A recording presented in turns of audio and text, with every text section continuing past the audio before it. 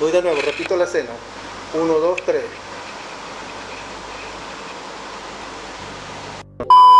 Eso da como los movimientos de ella.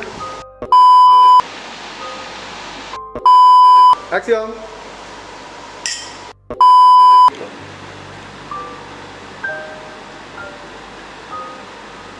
Ya, retira la vela rapidito. Úntalo, úntalo, úntalo. Ya, suavecito. Quita la vela, quita la vela. Quita la vela. Ahora pon la cuestión como si fuera un sello. Déjalo ahí presionado. Déjalo ahí presionado, déjalo ahí presionado. Déjalo ahí presionado. Listo.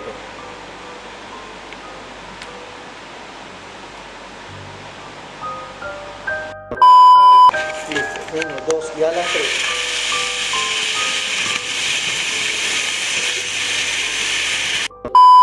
Uno, dos y a las 3. Listo. Ve guardándola. Ok, dóblala. La doblas de una vez. Eso. El otro lado.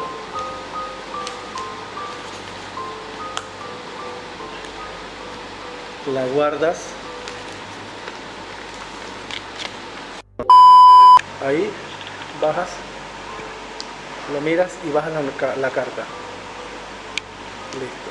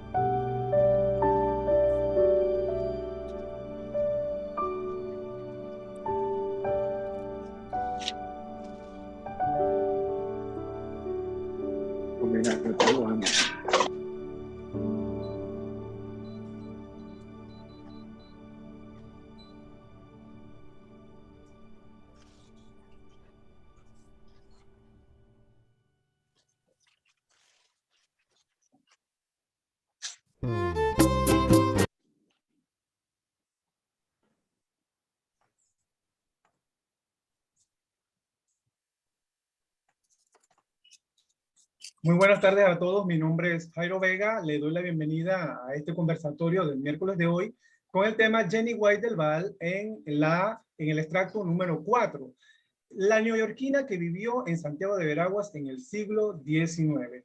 Tenemos como invitado al doctor Stanley Hecadon, quien nos ampliará más sobre este tema de Jenny White, que viene siguiendo desde cada etapa contándonos una serie de escritos y de investigaciones que ha dado sobre este tema.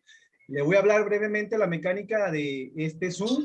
Por favor, mantener los micrófonos apagados para que la grabación sea fluida y se escuche de mejor manera. De igual manera, valga la redundancia, le pedimos a todos por favor, que cuando llegue el periodo de preguntas y respuestas, pueden desconectar su micrófono o alzar la manito para hacer su pregunta o de igual manera para hacer su comentario. Así que sin más dilación, lo dejamos a ustedes con el doctor Hecadon, quien nos refrescará sobre el tema de Jenny White. Bienvenidos todos. Los micrófonos son suyos, doctor Hecadon. Gracias, Jairo. Buenas tardes a todos. Espero que yo no tenga apagado mi micrófono. ¿Me escuchan? Jairo. Se le escucha, doctor Hecadon. Te oímos, te escuchamos. Ok, gracias, Teresa. Bueno, agradezco al grupo de amigos de Historias de Veraguas invitarme nuevamente a compartir algunas de las entregas que he venido haciendo en la revista Épocas sobre un personaje en extremo interesante, Jenny White del Val. Como hemos conversado en ocasiones previas, y para retomar un poco lo que hablaremos hoy, que hoy quisiera compartir la carta que ella le enviase al presidente de los Estados Unidos, Abraham Lincoln, describiéndole cómo era Panamá, cómo era sobre todo Veraguas. Pero para llegar a ese punto, quería recordar un poco que, bueno, antes que recordar a Jenny, yo quiero agradecer a varias personas que me han llevado a esto. En primer lugar, al profesor Carlos Manuel Gastesoro, un gran historiador, quien por primera vez me habló me dijo: Stanley, antes que yo muera, quisiera que tú y yo traduzcamos al español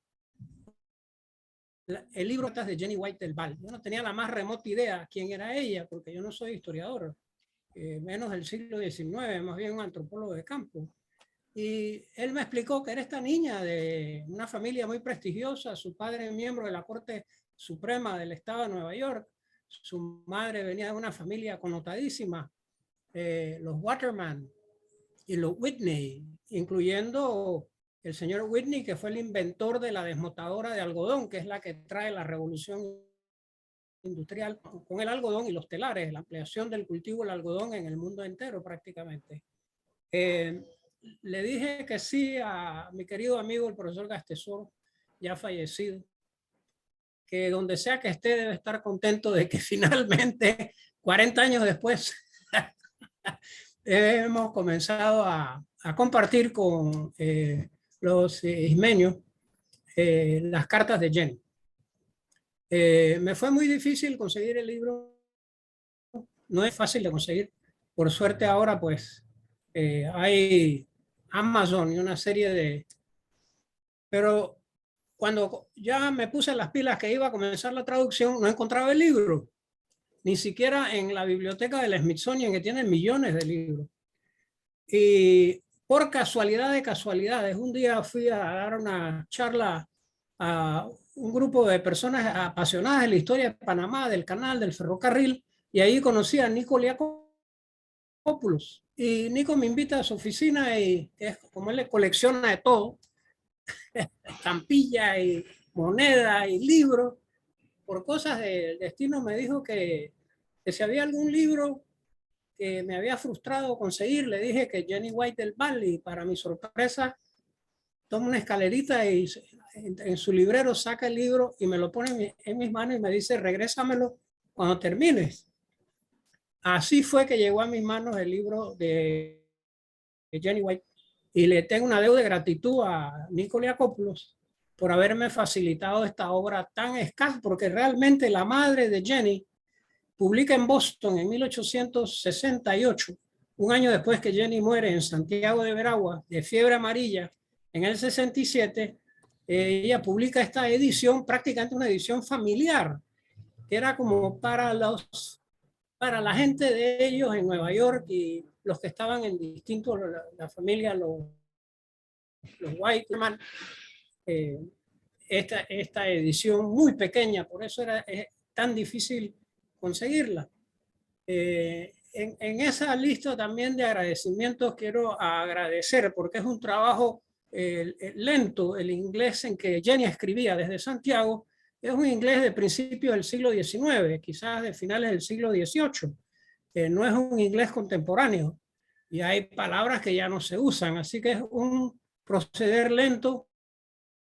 Y tenía también que no solo traducir lo que Jenny escribía o escribió, las cartas, sino también dar un pantallazo del Estado soberano de Panamá cuando Jenny llega con Bernardino del Val Arosemena a Panamá en 1863 y se van a vivir a Santiago de Veraguas. Y requería para presentar cada artículo que salía en Épocas, y de ahí mis gracias a Lewis, el editor de Épocas, y a Ovidio Gil, que es el que arma la revista, por todo el esfuerzo que le han dedicado, tiempo que me han dado para que salga en la revista, en el suplemento de Épocas, por 2 años casi ya, estas entregas mensuales. Eso en pleno pandemia, que hace las cosas bastante complicadas. Gracias al sistema de voluntariado que tiene el Instituto Smithsonian, vino a mí a voluntaria holandesa, es que estudió matemáticas y química y física, pero de repente yo le pedí que, bueno, yo no tenía algo que hacer en física, química, porque no es mi profesión, pero que si me podía ayudar a rastrear información de Panamá en los diarios en inglés de 1863 hasta el 67. El New York Times, la Estrella, el Star and Herald, y cualquier información de personajes interesantes que aparecen durante ese periodo muy conmocionado que es el Estado soberano de Panamá. Y Marianne Pral, que estoy segura que está en Holanda escuchando esta conversación, las gracias hasta Holanda. A Sebastián Aguilar en Santiago, de los amigos de la historia, que fueron los que me invitaron primero a hablar de un tema acordado en Épocas en varios momentos, que es el tema de la historia de la bucería de las perlas. Y fue así que lo conocí, me invitaron, y a Jairo por la paciencia y estar encima de estas cosas, y felicitarlo nuevamente por esa muy bonita videoclip que hizo del matrimonio de Jenny y Bernardino, que quedó muy bonito, muy elegante esa entrada. También tengo una deuda con el Ángel Manuel Ruiz en Soná, quien en varias ocasiones me ha enviado información de los VAL y del VAL de Soná. Reitero que no ha sido fácil esto, porque cuando yo primero inicié esta tarea en mis tiempos libres, escribí a algunas personas en Santiago y varias personas me dijeron que ese nombre no existía en Santiago, que nunca había habido ni VAL ni del VAL en Santiago. Lo que a mí fue una sorpresa hasta que alguien ya comenzó a mandar información, entre ellos Ángel Manuel Ruiz en Soná y otras personas de Santiago. Yo le agradezco a los amantes de la historia de Veraguas que han ido a revisar los libros de bautizo, de matrimonios, de defunciones, y me han enviado información que ha enriquecido mi conocimiento, en realidad, porque esto ha sido como un esfuerzo común entre diversas personas que nos conocemos a veces solo por esta maravilla que se llama el Zoom.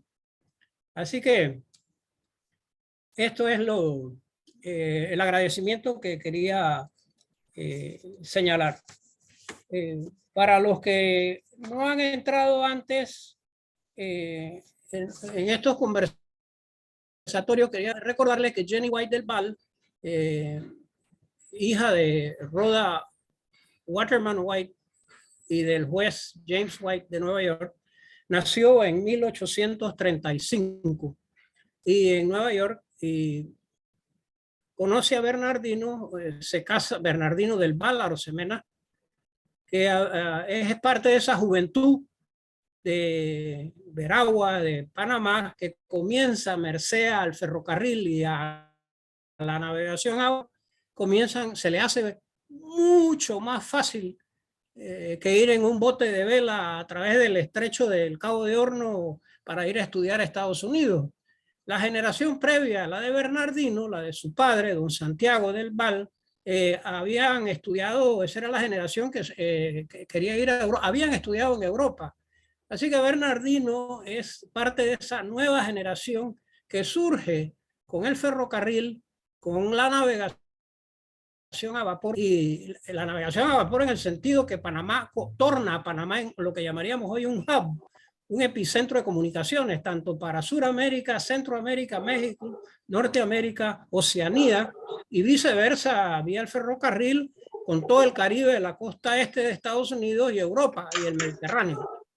Entonces es una juventud que Bernardino va a dar a Nueva York.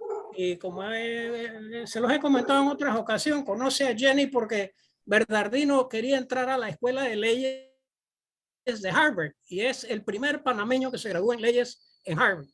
¿Qué pasa? Que Bernardino tenía que aprender inglés, porque imagínense en Veraguas cuántos maestros de inglés habría en el año 1860, nadie pues.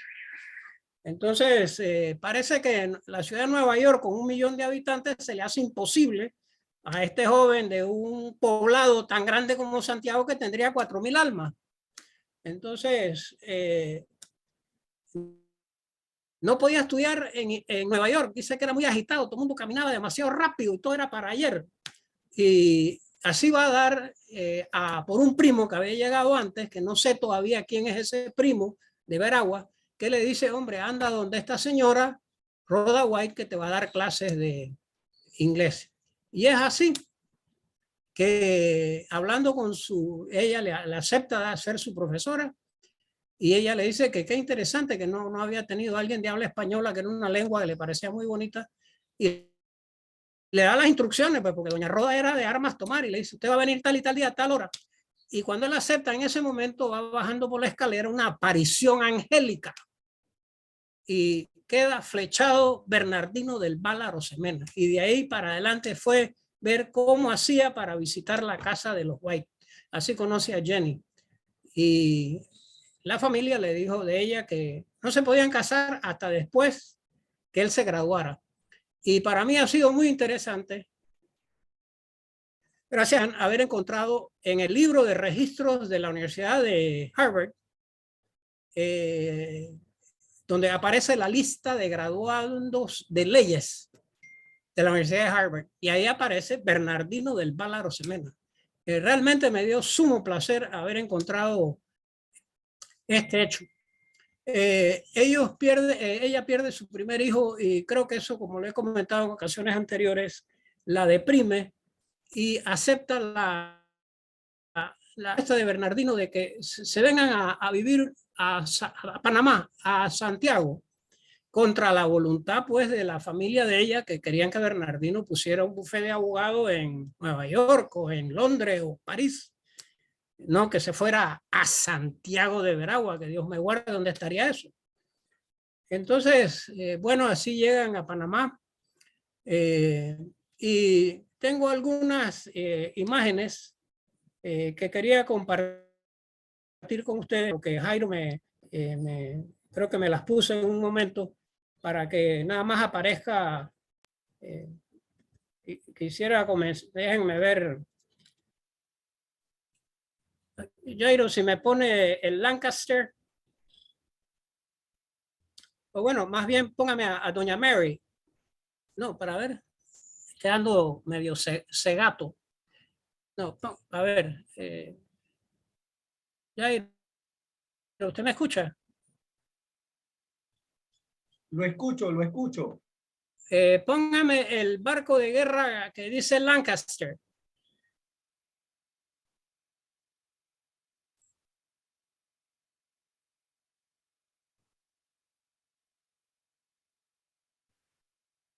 ¿Lo puso? Ahí está, ahí está. Ok. Cuando Jenny llega a Panamá y se queda con la familia del Val Sosa en el barrio de San Felipe, en una habitación que le da la tía carnal de Bernardino, doña María del Val de Sosa, que había enviudado, y le da una habitación a Jenny que ve a la mar, a la bahía de Panamá, que le pareció hermosísima. Y Jenny sacaba tiempo con sus primas políticas nuevas de Panamá para recorrer el barrio de San Felipe y bajar a la playa y ver las balandras, porque la bahía era el epicentro de la vida de la ciudad. En los diarios de ese momento, cuando Jenny llega, al año 1863, 1864, es muy frecuente que lleguen a la bahía de Panamá barcos de guerra. Comienzan a operar lo que se llama los escuadrones del Pacífico, de la Marina Británica, para vigilar su comercio, asegurarse que las mercaderías de sus ciudadanos no les pasara nada, vigilar la seguridad del ferrocarril. La Marina inglesa estaba preocupada por revoluciones que se diesen en Centroamérica, la situación que se estaba dando entre España y Perú por las islas de Guaneras. España manda una expedición científica de la Marina. Estados Unidos comienza a crecer como una potencia naval, y esta era una imagen, aquí ven la Lancaster, que es una nave muy interesante. Cuando uno ve las fotos o dibujos de las naves de guerra que comienzan a llegar a la bahía de Panamá, aquí afuera, a Flamenco, a Perico, a Naos, y anclarse junto con los vapores del comercio que unían el mundo, hay una transformación de aquellos barcos de guerra a vela a el Lancaster, que como verán es un barco que tiene velas, pero ya una chimenea. Es una revolución industrial. Se está introduciendo las máquinas de vapor para mover tanto las paletas en algunos barcos como las hélices, las propelas, como se le dice comúnmente. Y este barco es esa mezcla de barco de guerra a vela, pero ya a vapor, que les permite obviamente mayor velocidad. El Lancaster, en una de esas búsquedas de información sobre esta nave que está en Panamá en un momento que llega Jenny, era el barco insignia de la flota del Pacífico de los Estados Unidos. Y un dato curioso de esta nave, y me desvío un poquito para comentarle, porque cada barco, como los seres humanos, tiene una historia. Un día llegan en el ferrocarril de Aspinwall, Colón, como unos 200 marineros norteamericanos negros que iban a abordar esa nave que les estoy mostrando ahí. Y era la primera vez en la historia de la Marina norteamericana que iba a haber marineros negros. Y es así que los diarios, el Star and Herald, lo comenta, que habían llegado a Aspinwall y tomado el ferrocarril y luego a Panamá, y luego los llevan a Flamenco y los ponen en toldas porque van a ser marineros. Era el primer grupo, la primera vez que se integra, no decir que se integra, pero van van a prestar servicio servicio militar a estos muchachos negros, que fue algo pionero que se vivió aquí en Panamá. Estaba pasando que cuando Jenny llega y Bernardino a Panamá, la guerra civil de los Estados Unidos ya tenía 3 años. Era una guerra de las primeras, vamos a decir, guerras modernas peleadas en un sentido a la antigua. Entonces la cantidad de muertos que hubo por el cambio en las armas era astronómico. Hubo casi 600.000 muertos. Entonces había una escasez de soldados y marineros. Y es así pues que se propone que tanto se incorpore a los ejércitos del norte y a la Marina norteamericana muchachos negros para prestar servicio militar. Ese barco y ese cambio se da en Panamá. Así que la isla de Flamenco fue testigo de algo, un cambio muy interesante en este periodo de la historia de Estados Unidos. Cuando Jenny llega a Panamá y Bernardino, estamos en el periodo del Estado soberano de Panamá, que se rige por la Constitución liberal radical de Río Negro. Pues los liberales radicales bajo Mosquera, el general Tomás Cipriano Mosquera, habían vencido al gobierno conservador, tomado el poder y declarado esta constitución, que fue muy radical en muchas cosas, entre ellas bueno, hay muchos abogados expertos en constitución y no me voy a meter en ese tema, pero una de sus características es que fue anticlerical y comienza un periodo de persecución contra la Iglesia Católica. Y para Jenny, que era una joven de sus ancestros de origen irlandeses y muy católico, era igual como para Bernardino del Val Arosemena. Y Bernardino venía de una familia muy católica de Santiago de Veraguas. Y para ellos, para los conservadores, para los católicos panameños, esa persecución contra la iglesia que inicia Mosquera expropia todos los bienes de la iglesia, los venden a sus allegados, correligionarios, personas influyentes, expulsan a los sacerdotes, a las monjas, cierran las iglesias, no podía haber matrimonio religioso, bautizo, extrema unción, en fin. Yo quería poner, a ver si Jairo, usted me pone alguno de estos personajes colombianos. No tenemos una imagen del general Mosquera porque ya en previa conversa lo pusimos, pero sí pongamos el que me tenía antes allí, que fue gobernador de Panamá en 1840. Y usted me puede leer abajo que no puedo ver el nombre del Jairo. Anselmo Pineda, perdón, que tengo. Don Anselmo, el general Anselmo Pineda fue gobernador de Panamá en 1843 y 44. Y da la casualidad que le envían como asistente, como secretario, a Manuel Murillo Toro, quien sería presidente de Panamá, presidente de Colombia, de los Estados Unidos de Colombia, en el periodo que Jenny llega a Panamá.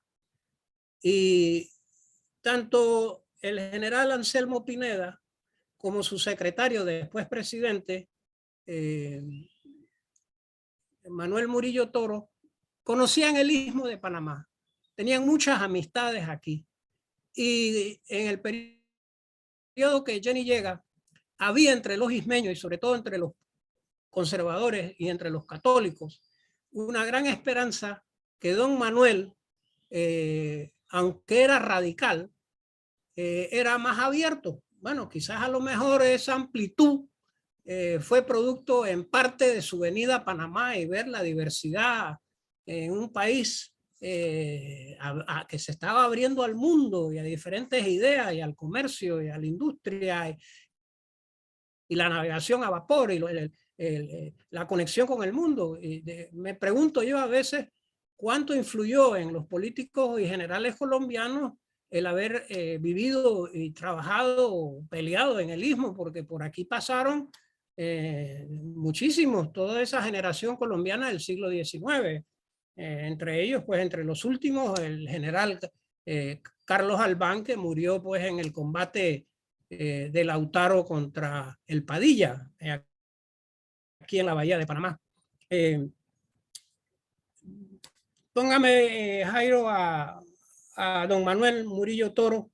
Comparto con ustedes una de las imágenes que me encontró Marianne de don Manuel Murillo Toro, secretario de don Anselmo Pineda, abogado, venía de una familia muy humilde, con muchos esfuerzos. Su familia lo manda al Colegio del Rosario en Bogotá, al Colegio San Bartolomé, que eran los mejores que habían y que habían sido fundados por la iglesia también. Su padre quería que fuera médico, pero cuando le toca ver la primera autopsia, el hombre cae desmayado. Me sentí muy identificado con eso, porque cuando yo fui a estudiar a California, como yo vengo de una familia en que ha habido muchos, bueno, muy diversos curanderos, yo iba con la idea de estudiar medicina, hasta que me tocó ver la primera autopsia y casi me desmayo. Pero como veía que las muchachas no les pasaba nada, y yo dije, bueno, si las muchachas no se van a caer desmayadas, yo tampoco. Pero me di cuenta que medicina no era para mí. Así fue que quedé dando vuelta en antropología y después en sociología. Los ismeños veían con mucho optimismo, tanto los conservadores como los liberales, el hecho de que don Manuel Murillo Toro fuese el siguiente presidente de los Estados Unidos de Colombia y saliese el general Tomás Cipriano de Mosquera, que había sido un hombre duro, forjado desde los 12, 14 años en las guerras de independencia, donde prácticamente esas guerras fueron a muerte. Casi no se tomaban prisioneros. Este tema de los derechos humanos ni se consideraba.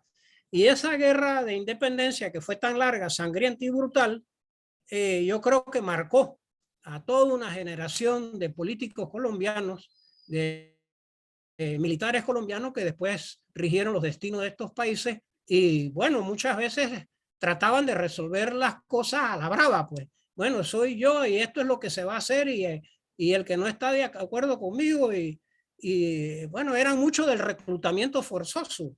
Agarraban a los pobres muchachos panameños o colombianos donde fue, y los agarraban, sobre todo los más humildes, y los ensogaban, los amarraban por la mano a los cuarteles, y de ahí con poco entrenamiento a pelear en estas guerras incesantes que hubo en el siglo XIX, que tanto hizo para llevar al atraso a la Gran Colombia y a la disgregación de este sueño de Bolívar.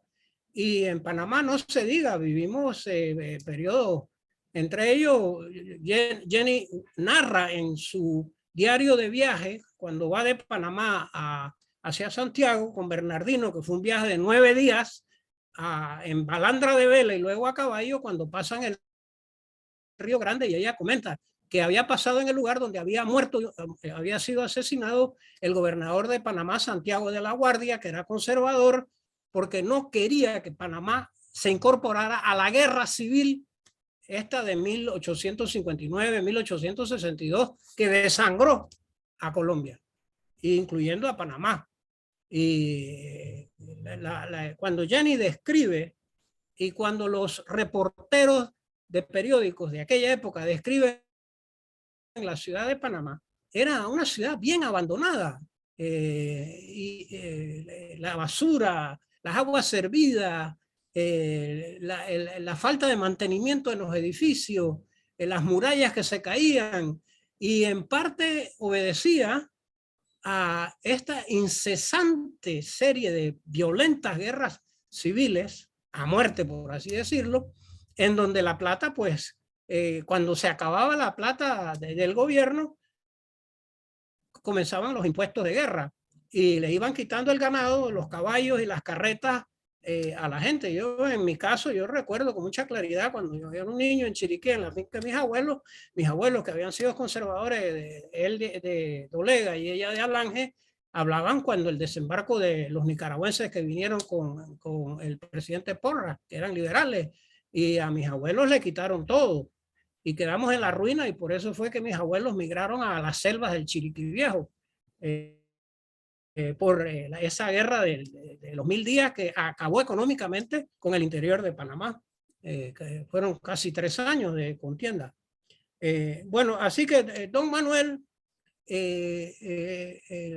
Jenny en su narrativa, en sus cartas a su familia, describe que había muchas esperanzas con don Manuel que fuera más suave, que bajara el nivel de persecución. Y entre sus muchas cartas que ella mandaba,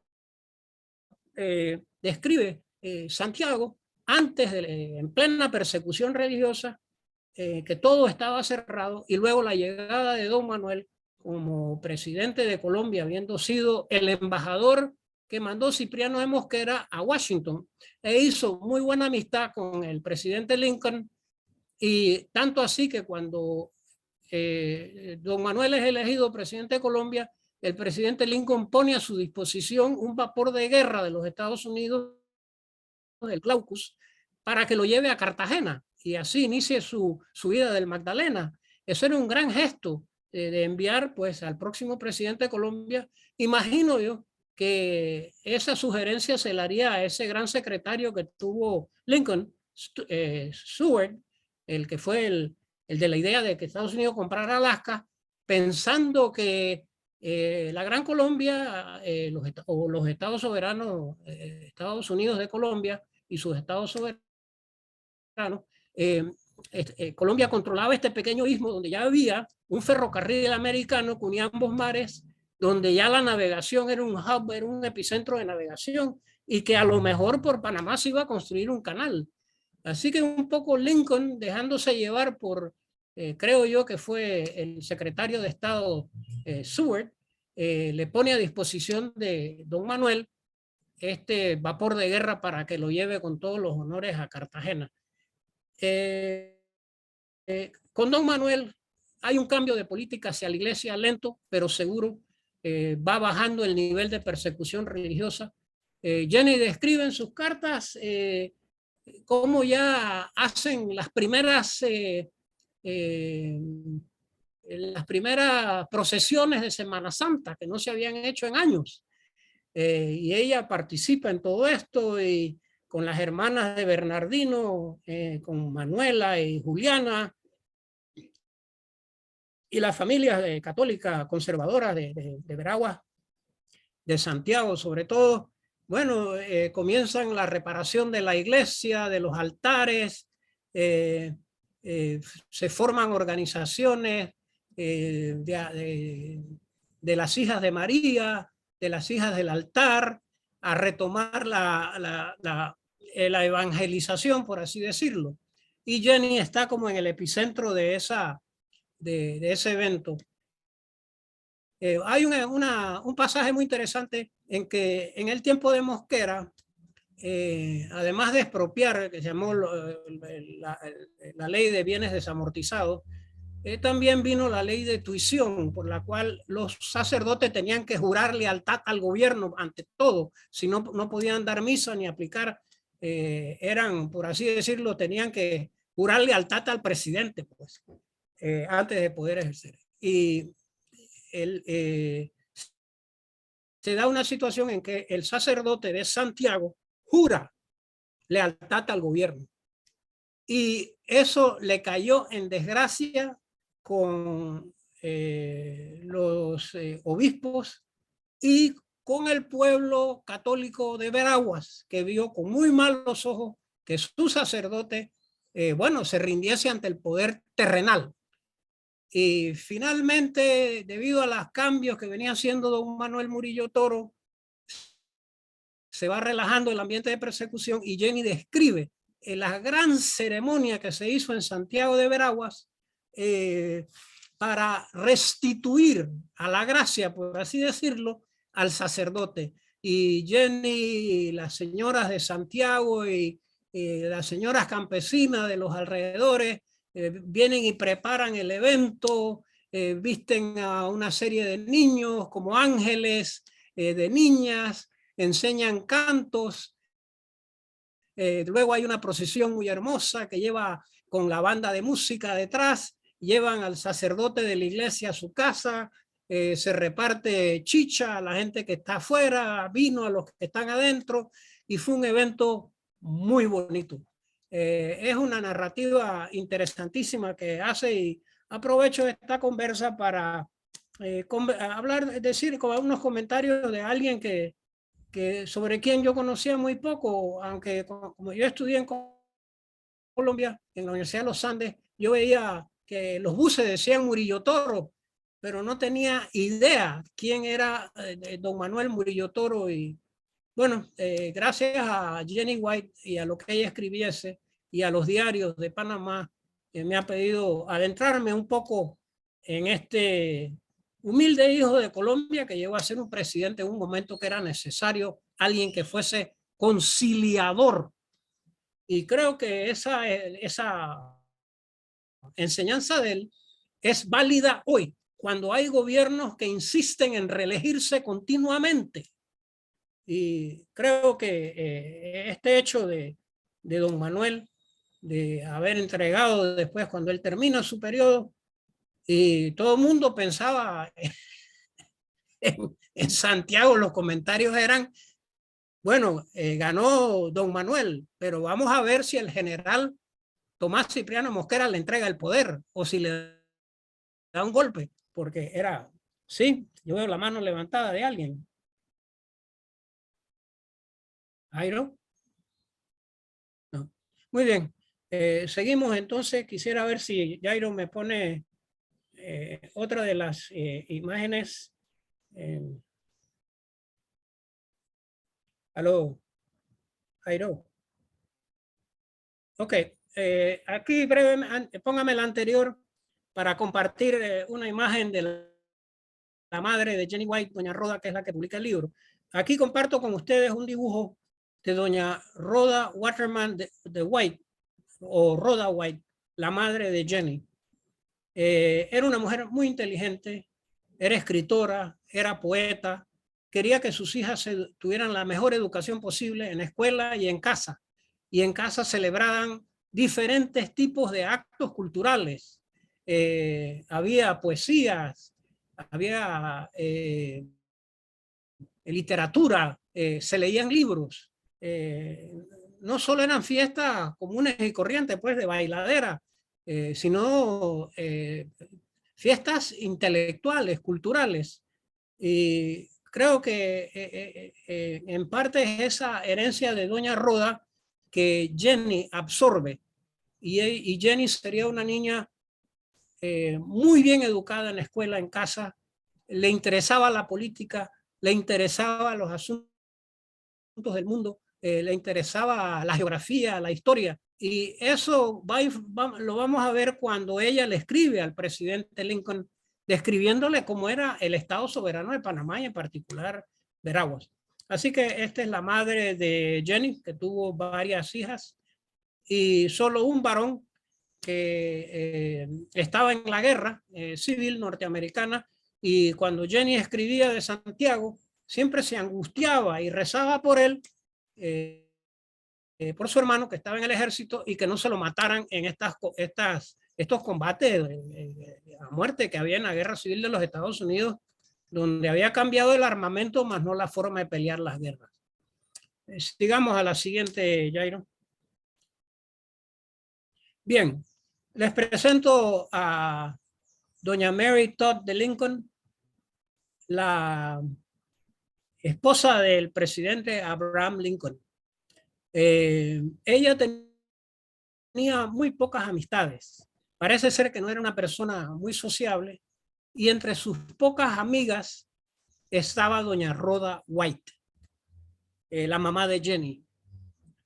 Y cuando, o sea que quisiera, como por las dos partes de Jenny, por el lado de su padre, el juez James White, que era asesor del presidente Lincoln, al nivel, como les comentaba en otra conversación, que después de varias derrotas del ejército del norte contra los secesionistas y esclavistas estados del sur que querían independizarse, el presidente Lincoln estaba supremamente angustiado por las derrotas militares que el ejército del sur le infligía a las tropas del norte, y estaba buscando desesperadamente un general que comandara los ejércitos del norte al triunfo, porque si no, Estados Unidos se dividiría en dos naciones, una industrial al norte basada en agricultores y en industria, agricultores independientes, y otra esclavista al sur, dedicada al cultivo de algodón bajo el sistema de esclavitud, que se iba luego a regar por el Caribe y por Centroamérica y México. Y era un gran...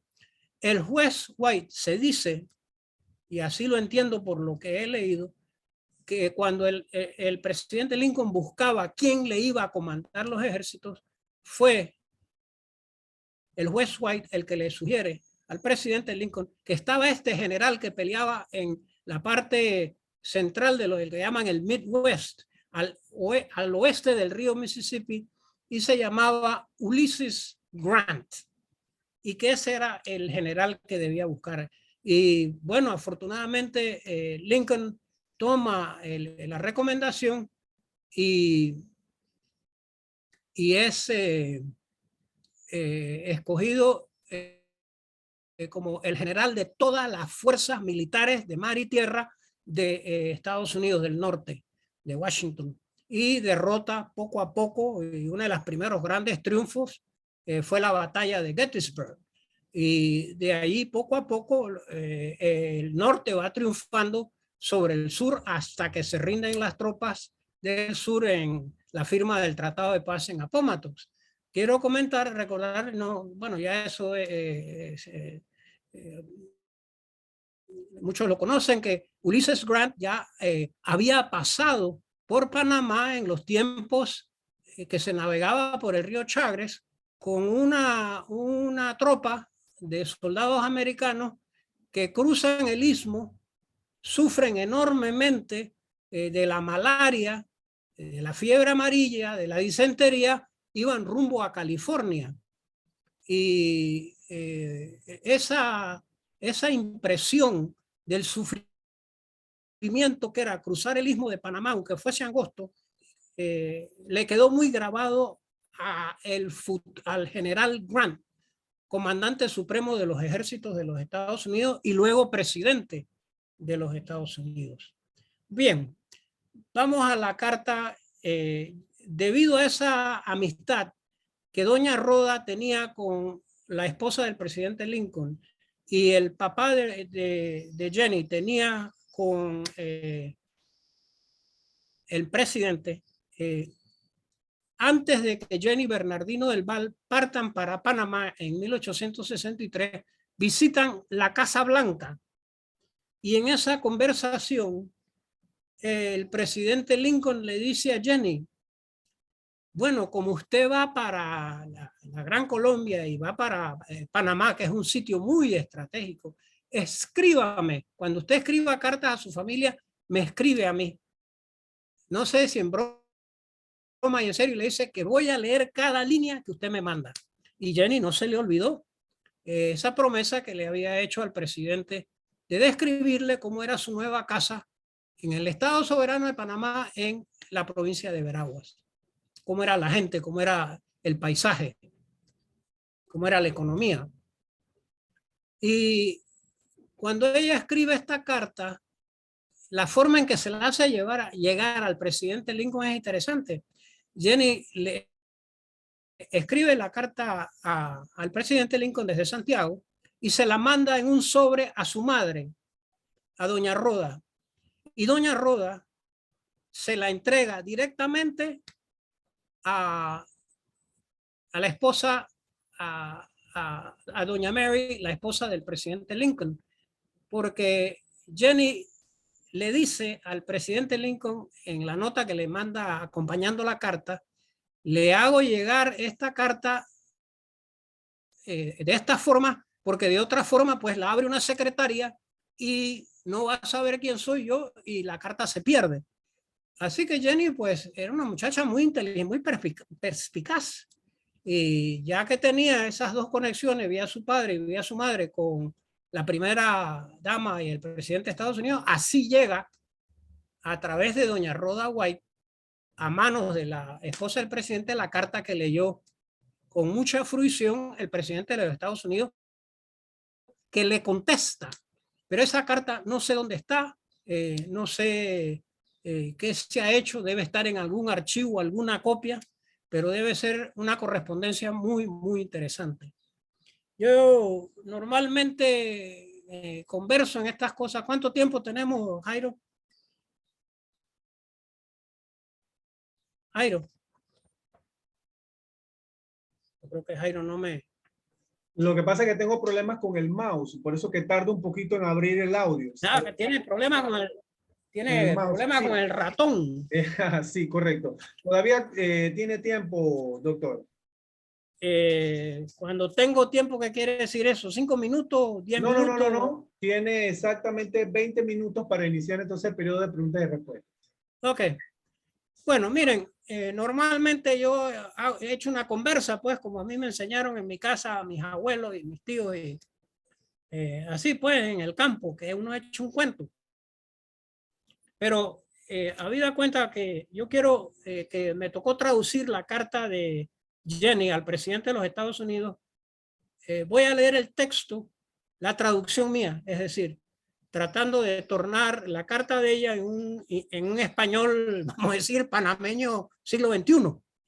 Espero que no se aparte demasiado de lo que ella quería decirle a...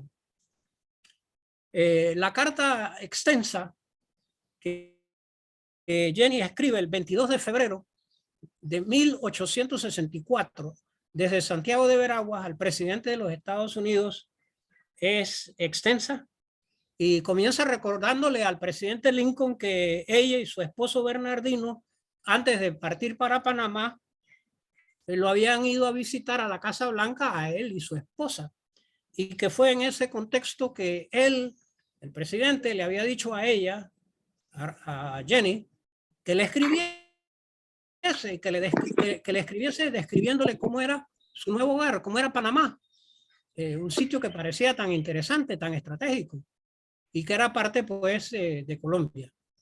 La primera parte de la carta de Jenny tiene que ver un poco, que no voy a entrar mucho en eso, tiene que ver con los ciudadanos americanos que estaban en Panamá, que pongamos el presidente Lincoln quería saber si los ciudadanos americanos que estaban en Panamá o en Colombia estaban a favor del norte o estaban a favor del sur.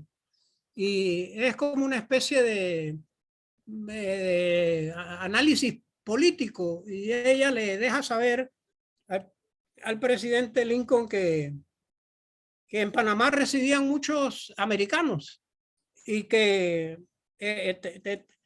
temían perder el título de ciudadanos americanos, digamos, si ganaba el sur, y que la mayoría eran leales a la Unión, es decir, al norte, y que muchos habían donado dinero a la causa del norte en la guerra civil de Estados Unidos. Le dice también que su esposo Bernardino se había naturalizado norteamericano cuando estudiaba en Estados Unidos, que era algo que yo no conocía. Yo no sabía con qué, debe ser que por el tema de los pasaportes, me imagino yo que Bernardino encontró que era mucho más fácil poder ir a Harvard y poder moverse, viajar teniendo dos pasaportes. Así que por algún lado debe estar los pasaportes de Bernardino. ¿Dónde están? No sé, porque Bernardino también escribía, pero no sé las cartas de él, que murió en 1882. ¿Quién de la familia Val o del Val tendrá esas cartas? Le dice Jenny al presidente Lincoln luego de comentarle sobre la lealtad a las causas de los norteamericanos que vivían en el Istmo, en Colombia, y le dice ella: he residido más de 6 meses en este país y gracias a la posición de mi esposo he tenido muchas oportunidades para observar a los hombres y sus costumbres. Presumo que su objetivo al pedirme que le escribiera era obtener información acerca del país que, aunque insignificante entre las grandes potencias políticas, tiene importancia por su posición geográfica. Por extraño que parezca, a pesar de que en los últimos 14 años miles de mis coterráneos han pasado por el istmo,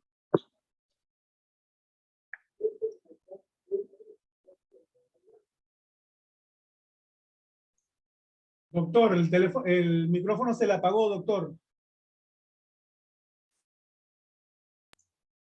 diablo, ¿y cómo se apagó ese micrófono? ¿Usted me lo apagó? No. Entonces, ¿dónde quedé? En el Istmo. Bueno, en donde dice por extraño que parezca. Por allí.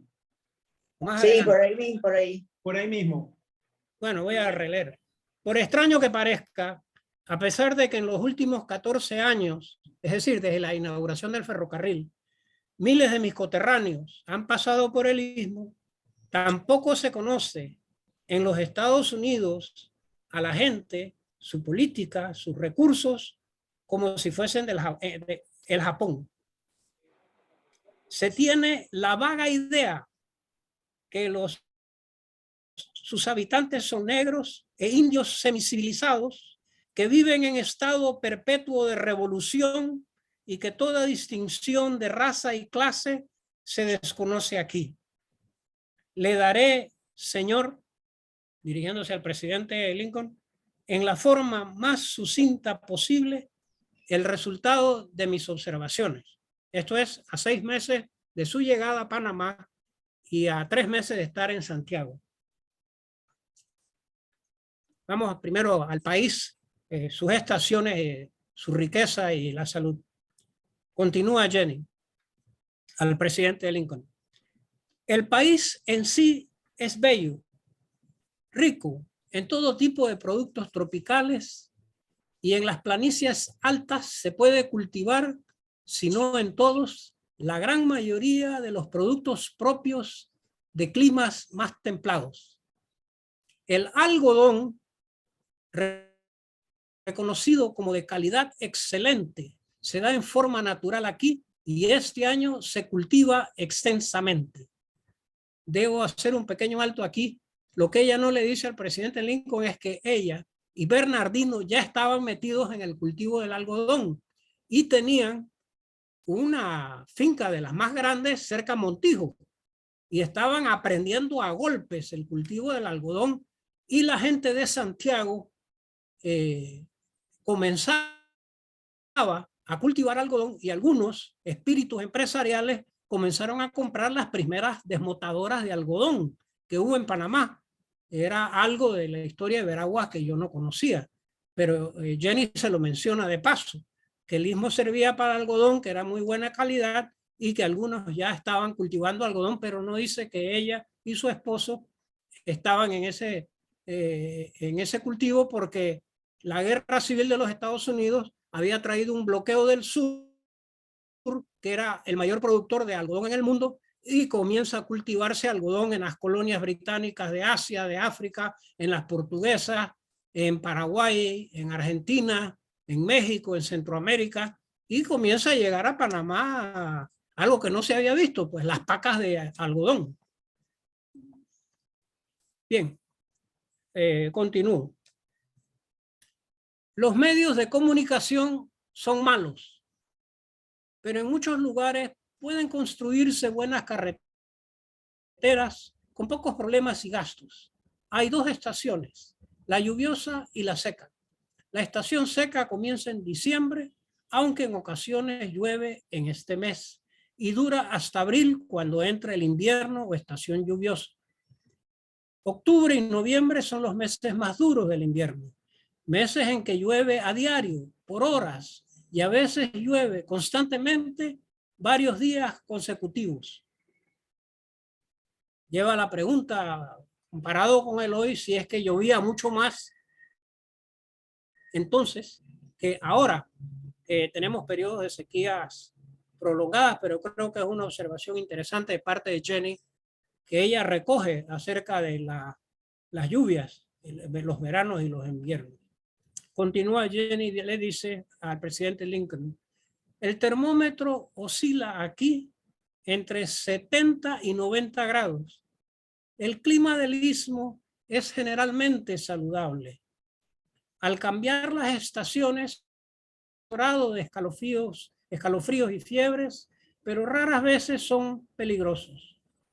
La reputación que tiene el istmo entre nosotros, adquirida durante la construcción del ferrocarril de Panamá, debe atribuirse a que los obreros trabajaban en los pantanos, dormían en el suelo por las noches, suelos húmedos, comían muchas frutas, muchas que al comerse juntas son muy peligrosas, y tomaban enormes cantidades de whisky que, ingerido después de algunas frutas, actúa como veneno. Hago aquí una pequeña observación. En el Chiriquí de mi infancia y en otros lugares que anduve después como investigador, hablaban mucho los hombres eso: si tú tomas trago, no comas fruta porque te puedes enfermar. No sé si eso es una verdad médica, pero de que es una creencia de larga data lo ven por esta carta de Jenny, de mezclar, que no es bueno a los tomadores por mezclar su trago de lo que sea, de seco o de ron, con frutas. Eso que los médicos que están escuchando esto dirán. Bien, vamos a la descripción que ella hace de los habitantes y de la política. Le dice Jenny al presidente Lincoln: los habitantes se dividen en tres clases: los blancos, los mestizos, que son la mezcla del indio con el blanco, y los negros. La primera clase, la minoría, descienden de los viejos colonizadores españoles, algunos oriundos de España. Ellos conservan todas las características de su país, aristocráticos en sus sentimientos, tenaces hasta cierto grado en la cuestión de nacimientos, nunca se han mezclado con los nativos. Bueno, creo que era un poquito de una exageración, pero es lo que ella dice. Los hombres son inteligentes, muy educados, refinados, debo decir, caballeros muy cultos. Los de la generación anterior se han educado en su mayoría en Europa, pero muchos jóvenes de la actual generación han estudiado en Estados Unidos y han adquirido hasta cierto punto nuestro espíritu y actividad emprendedora hacia los negocios. El finado gobernador Santiago de la Guardia, quien fue muerto en una de las batallas de la última rebelión, era un hombre de energía e ideas liberales y tenía muchos planes en mente para el progreso de este estado cuando perdió la vida víctima de su lealtad. Las señoras de la élite, son amables, inteligentes, en extremo agradables en sus modales. Salvo las que se han ido en el extranjero, las ventajas que se les brinda a las mujeres para educarse son muy limitadas. Pero es difícil darse cuenta de esto al tratarlas, porque sus talentos para conversar son grandes por naturaleza. En verdad, la sociedad aquí, aunque pequeña, es encantadora. Algunas de las diversiones que se dan en Panamá, a las que he asistido, en un baile en honor de la flota española que visita este puerto, rivalizan en muchos aspectos con algunos de nuestros mejores bailes de Nueva York. Y hago una pausa para recordarles que Jenny, en una de sus cartas, después de haber ido a un par de bailes en la ciudad de Panamá, dice que la gente era, sobre todo los hombres, organizadísimos para hacer bailes. Y una vez formaban comités. Podían ser desordenados para otras cosas, pero no para la fiesta. Prosigo con Jenny. La segunda clase y la más numerosa de todas las razas son los mestizos. Son una raza espléndida en muchos aspectos. Parecen trabajadores, pero laboran sin sistema. Por naturaleza se inclinan hacia la paz. Solo puedo atribuir la frecuencia de las revoluciones entre ellos a la influencia de los líderes políticos de aquí, que sin duda son estadistas y generales y con frecuencia hombres de intelecto, pero son, casi sin excepción, impulsados enteramente por ambiciones egoístas y totalmente carentes de sentimientos patrióticos. La mayor parte de la gente está más dispuesta a adorar y seguir a un líder que luchar por ser gobernados por un principio. No han olvidado el viejo sistema de irse a un jefe. Los negros son la tercera y más baja de las clases.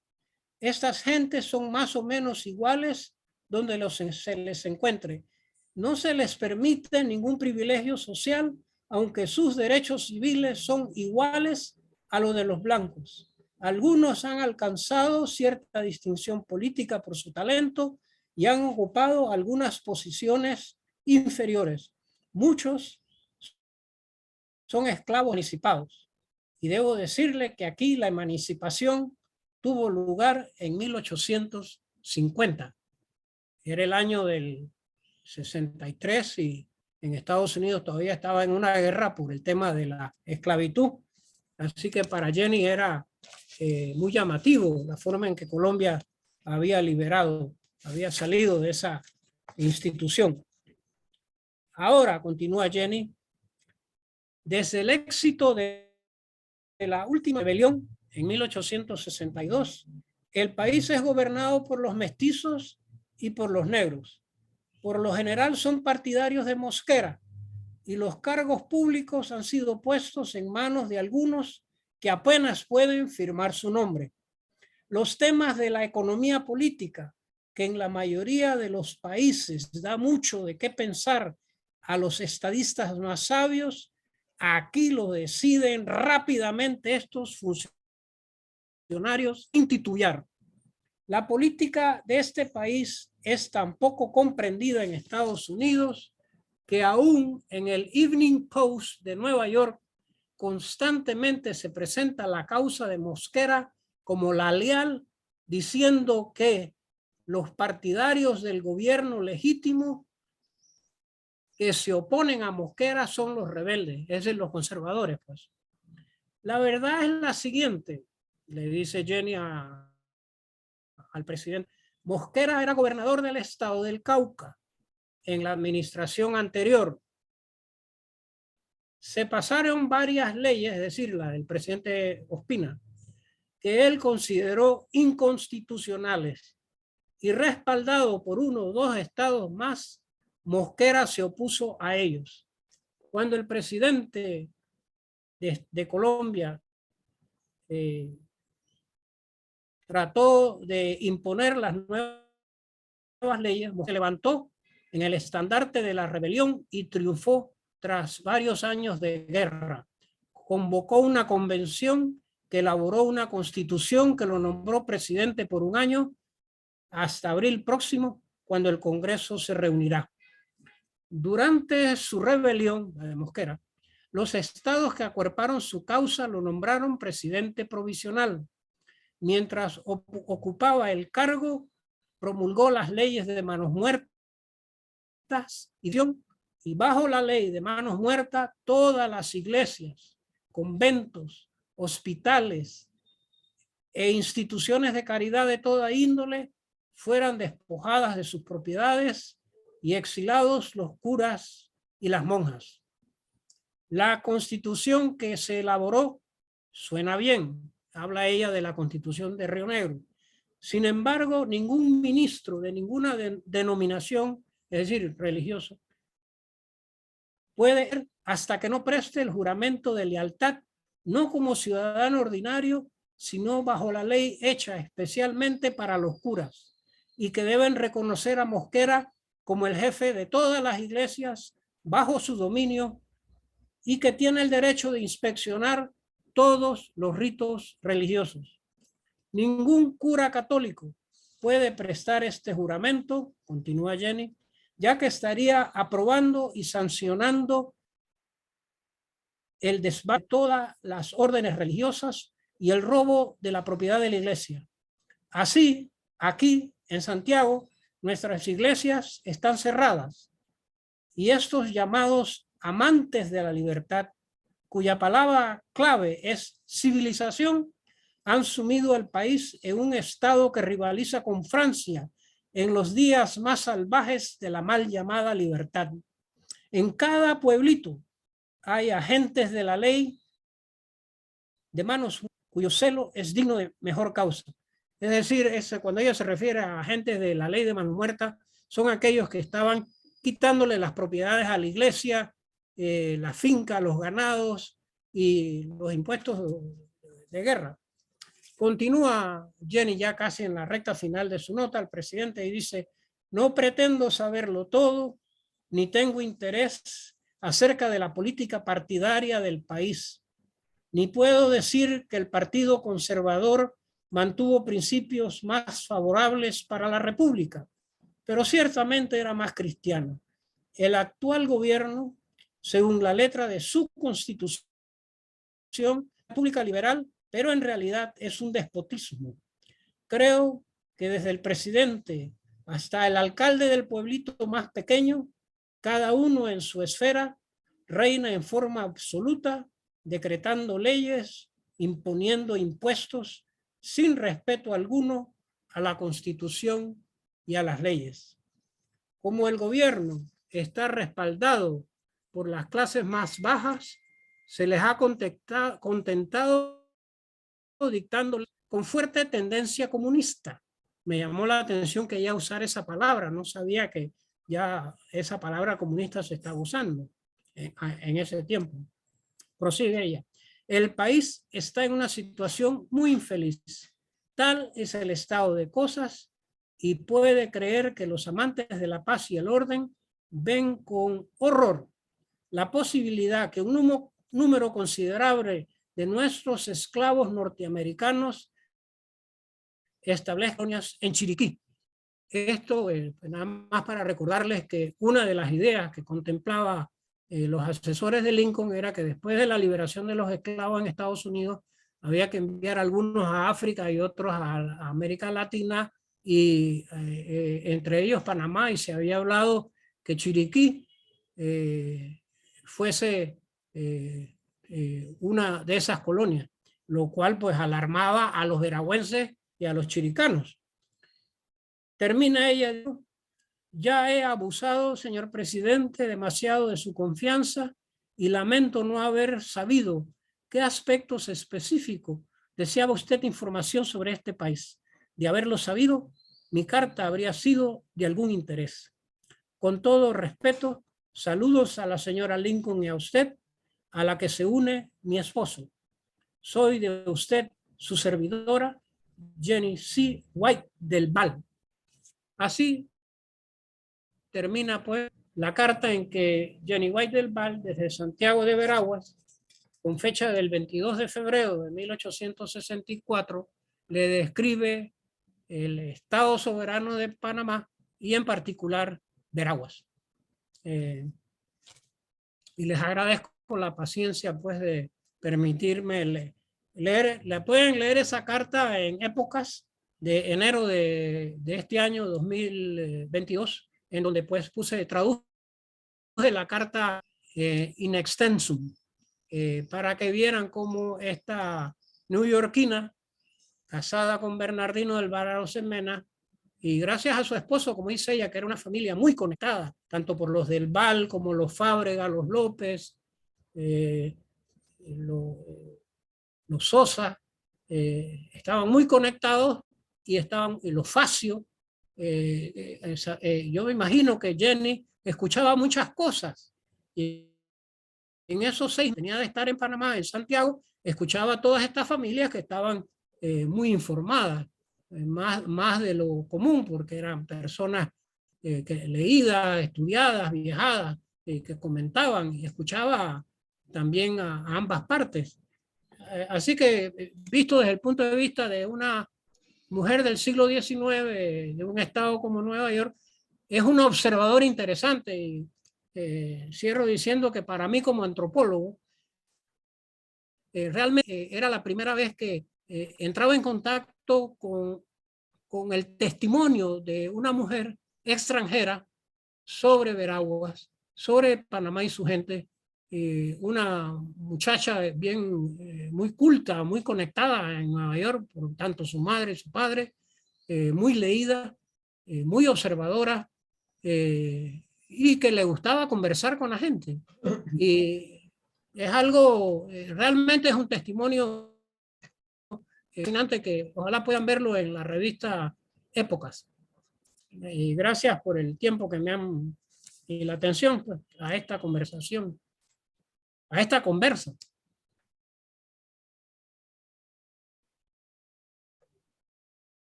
Muchas gracias. Jairo, Dígame. sí, bueno, haga usted el inicio y yo le voy a hacer una entrada al periodo de preguntas con el profesor, con el doctor Hecado.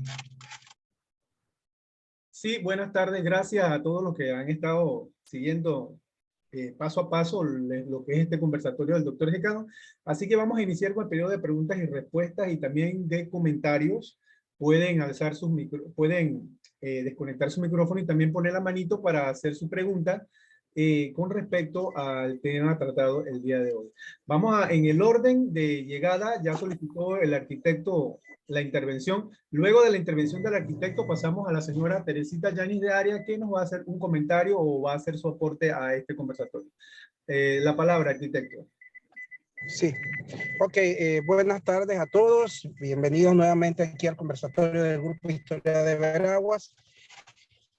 Más que pregunta, vamos a agradecerle al doctor Hecado por siempre estar anuente a nuestros llamados para estos temas. Ya esta es la cuarta parte, pero cada vez que hablamos sobre este tema nos emocionamos mucho porque es parte, nosotros le llamamos.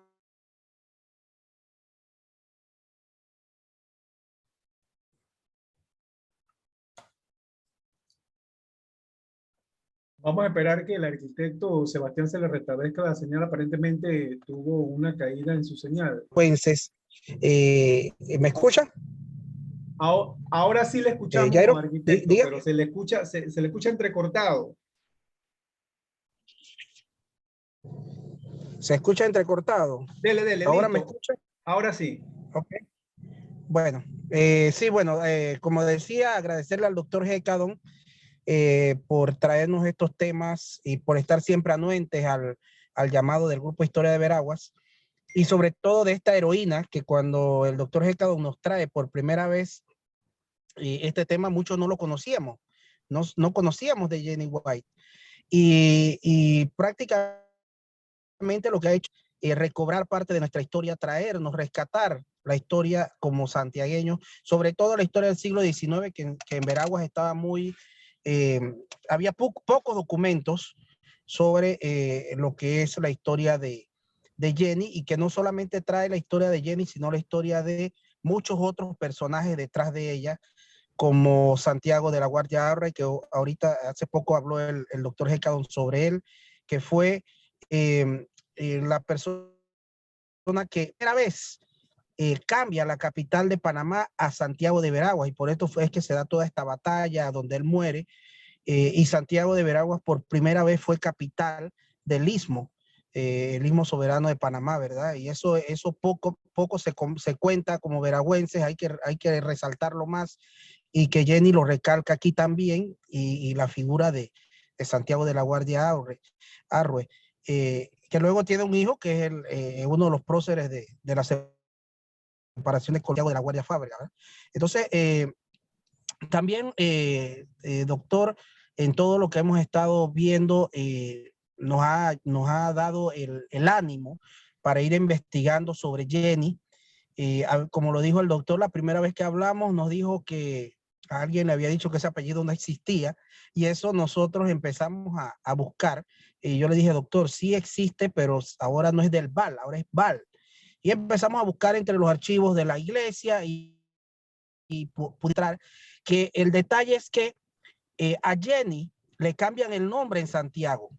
En lugar de llamarse Jenny White, en algunas actas, como en el acta de nacimiento de su hija, aparece como Juana Blanco.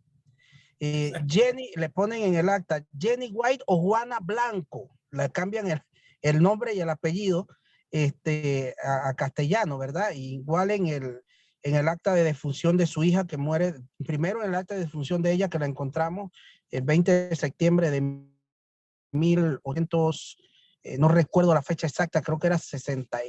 Usted sí la tiene clara, doctor, ¿cuándo fue la muerte? 67, la muerte de Jenny. ¿Verdad?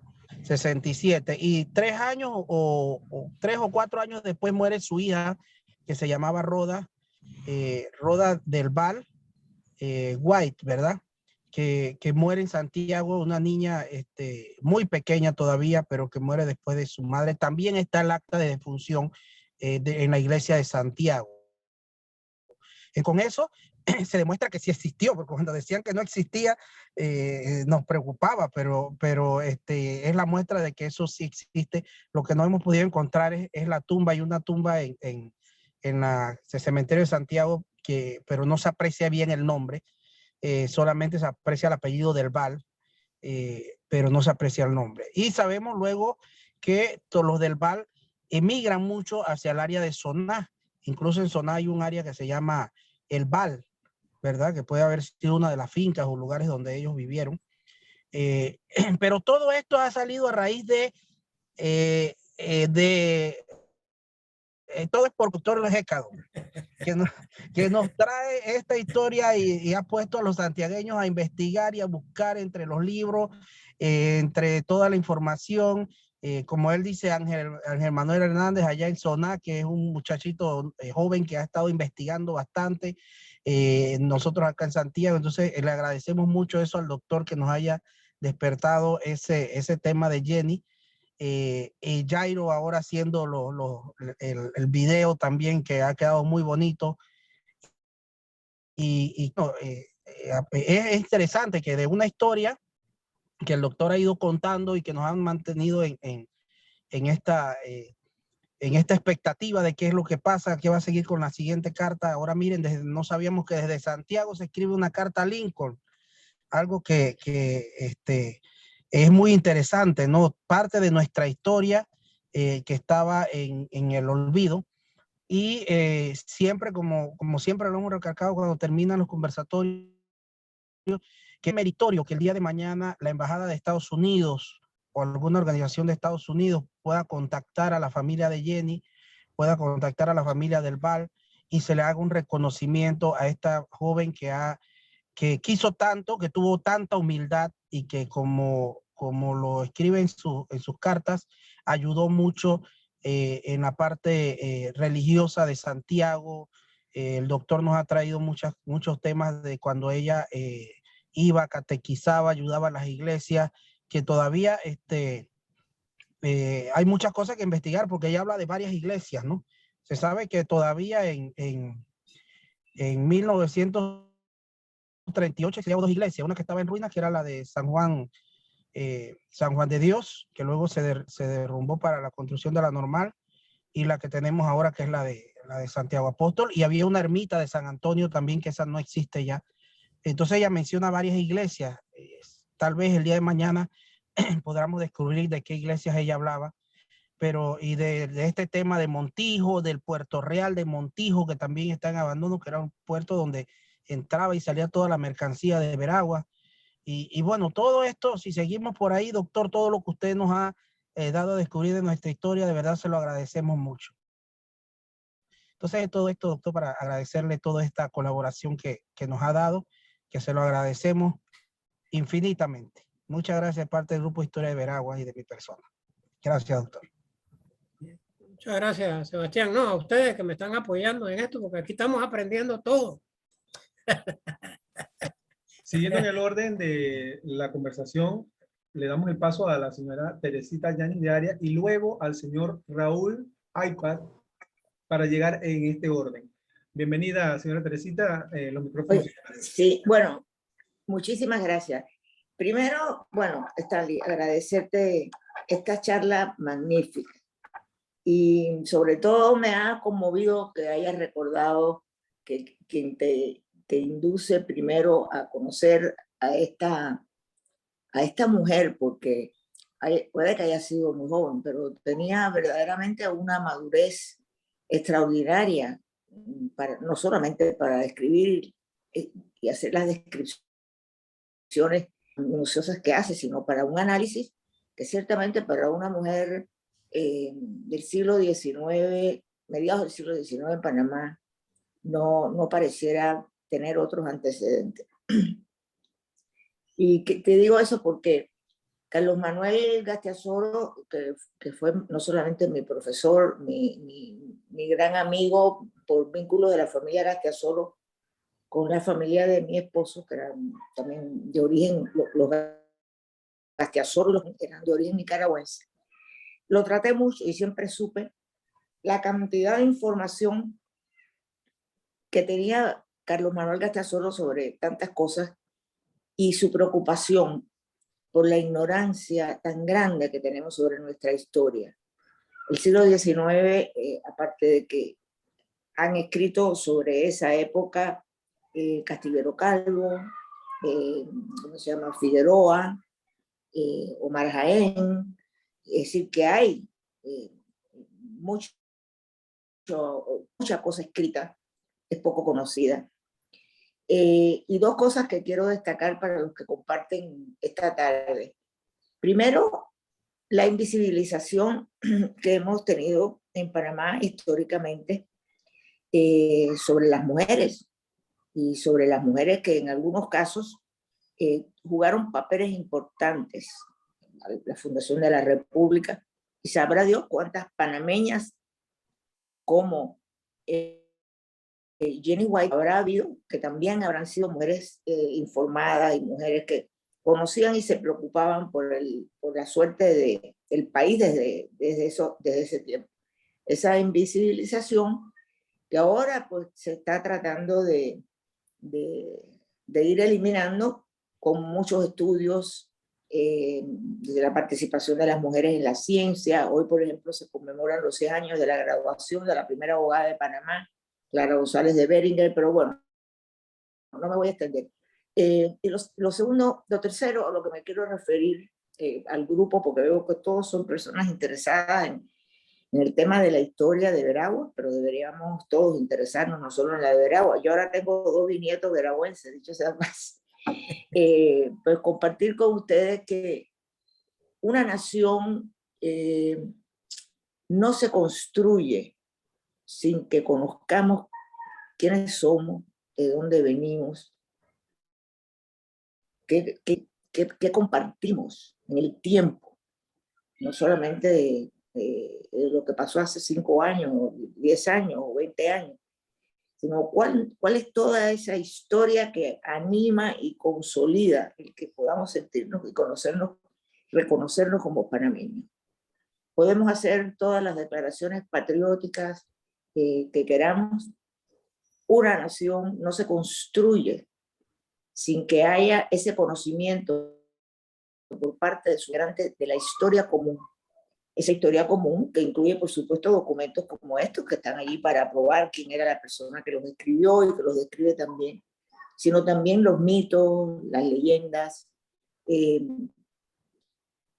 y tratar de encontrar todo eso que podemos compartir. Porque bueno, la historia está hecha por hombres y por mujeres con sombras y luces. No todos los actores, ni políticos, ni empresariales, ni actuales que constituyen esa materia que forma la nación, fueron ángeles, ni fueron santos, pero tampoco fueron viles mercaderes, traidores, etc. Entonces, yo creo que todo eso, lo que nos anima a conocer lo que nos legaron en el siglo, no solamente el siglo XIX, desde el siglo XVII, XVIII, toda la historia esa que tampoco se estudia en la escuela y que si no fuera por los esfuerzos como este, tampoco tendríamos acceso muchos de nosotros. Yo quiero darte las gracias, Stanley, y te voy a después a pedir que si puedes me mandes por lo menos las fechas en que salieron las separatas estas de épocas para yo conseguirlas y tenerlas. Y empezar a hacer las gestiones que pueden ser, no deben ser muy difíciles, de esa traducción que tú has hecho, por su análisis histórico de qué circunstancias se dan, poder publicarlas. Yo creo que eso habría en Panamá, bien sea a través del el Ministerio de Cultura, bien fuera el Instituto de la Mujer de la Universidad de Panamá, bien fuera por patrocinadores privados, el poder, cuando tú termines ese trabajo, hacer una edición de este documento que a mí no solamente que me ha encantado, sino que me ha conmovido. Porque lo que se refleja en todo eso de una mujer muy inteligente, de una mujer culta, es de una mujer que tiene que haber estado muy enamorada del marido para haber venido de New York a ir a vivir en Santiago de Veragua, porque yo recuerdo haber leído una de las cosas donde ella cuenta algunas de las costumbres que había, por ejemplo, de encerrar a las mujeres embarazadas para que no se asomaran ni siquiera a las ventanas por el pasmo, y toda una serie de cosas en que su vida no creo que fue, está animada por un amor que se describe cuando se refiere a su marido, pero también a la gente que va conociendo y al país al que se integra. Entonces, a mí me ha conmovido mucho ese testimonio porque por lo joven que muere y por la belleza de su alma y la claridad de su pensamiento. Así que muchas gracias, Stanley. Gracias a los que me han escuchado y hemos compartido hoy, y que venga la próxima etapa. Muchas gracias, Teresita. Electrónicamente, desde que comencé, porque son 2 años que llevo publicando bueno, y las gracias a Mario Luis, que ha tenido la generosidad de darme espacio, y Ovidio Gil, que tiene la paciencia de armarlo y que se pasó de largo, que no, que recorta aquí, que ponle. Pues muchas gracias, Stanley. A la orden, gracias. Le damos paso ahora al señor Raúl. ¿Qué tal, Stanley? Raúl. Sí. Ahí en el iPad sale Raúl iPad. ¿No? Tengo que cambiar eso y poner mi nombre completo, Raúl Arias de Para. Bueno, Stanley, primero darte las gracias por esta muy amena conversación, como tú dices, un cuento, echando un cuento, como lo que tú hacías allá en la finca de tu abuelo, que he leído tus artículos con mucha satisfacción, me ha dado mucho gusto. 2 cositas. ¿Qué se hizo? El señor Bernardino del Val Arosemena. ¿Se sabe de él su vida posterior porque quedó viudo relativamente joven? Se volvió a casar, tuvo hijos, tuvo descendencia. Esa es una pregunta, sí. ¿Te la puedo contestar? Tengo otra. Sí, por favor, contéstame, después seguimos hablando. Sí, como he estado tan concentrado en Jenny y el Veraguas en que ella vivió, el Estado soberano en que ella, yo me he concentrado básicamente en ella. Bernardino muere en 1881-82, pero realmente no tengo cartas de él.